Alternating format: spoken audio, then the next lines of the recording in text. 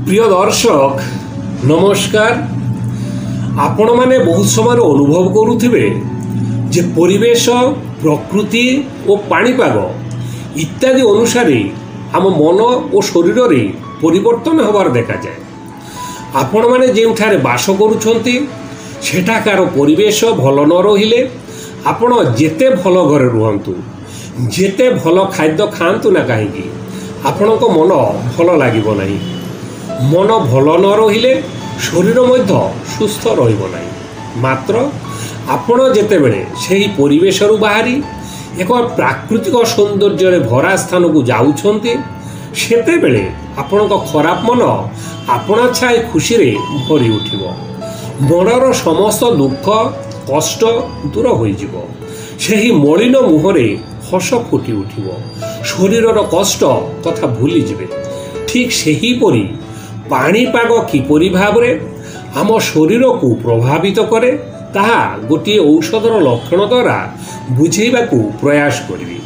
प्रिय दर्शक मने करंतु जने सुस्थ लोक घर भितर अछंती, घर बाहर खरा अछि कि मेघ अछि ताहा से जानती नहीं, किंतु जेतेबेले आकाश रे मेघ सृष्टि होउची घड़घड़ी मारुची बा ठंडा पवन बहुची सेतेबेले सेही सुस्थ लोक जनक असुस्थ अनुभव करुछंती। एपरि थरे नुहे बारंबार पाग एपरि हेले तांको शरीर पीड़ा हुए, तांकू भल लागे नहीं। से घर भितरे रही कहि पारंती जे बाहरे मेघ कि प्रकार अछि, वर्षा हेबो कि नाही। पाणीपागर पूर्व सूचना तांकू मिली जाए, अर्थात पाग खराब हेबा पूर्वरु से असुस्थ होई पड़े।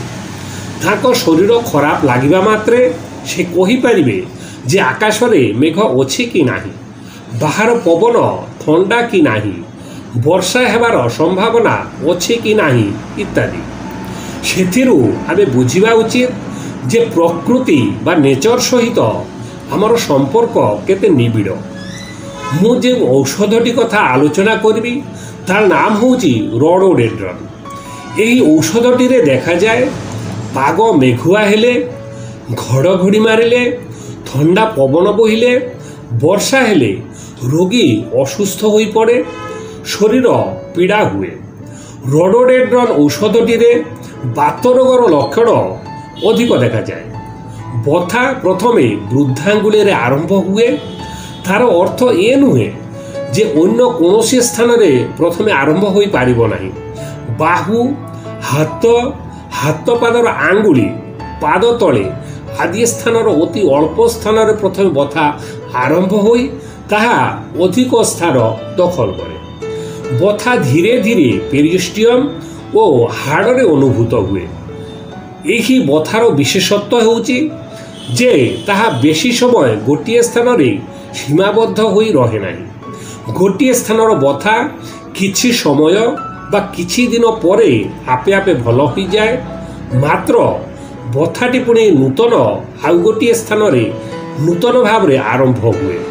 पुणी किछि समय बा किछि दिन परे बथा सेठारु अन्य स्थान को चली जाए। रोडर ए बथा विश्राम रे अधिक हुए, ठंडा पागरे बा ठंडा पवन रे अधिक हुए, चला बुला कले गरम सेक देले भल लगे। एही औषधटी छोट छोट जॉइंट रो पुरातन बात और गंठी बात रे बहुत उपकारी।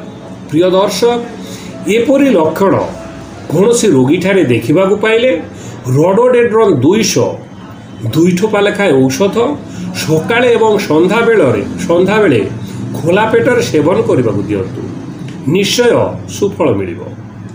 प्रिय दर्शक आमर ए भिडियोटी आपण मानकु किपरि लागिला ताहा कमेंट माध्यम रे जणातु।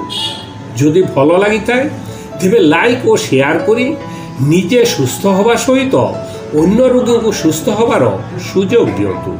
आउ आपण आम चैनल रो नूतन दर्शक होइथिले परवर्ती एपरि भिडियो गुडी को पाइबा पई एई चैनल को सब्सक्राइब मध्य करंतु।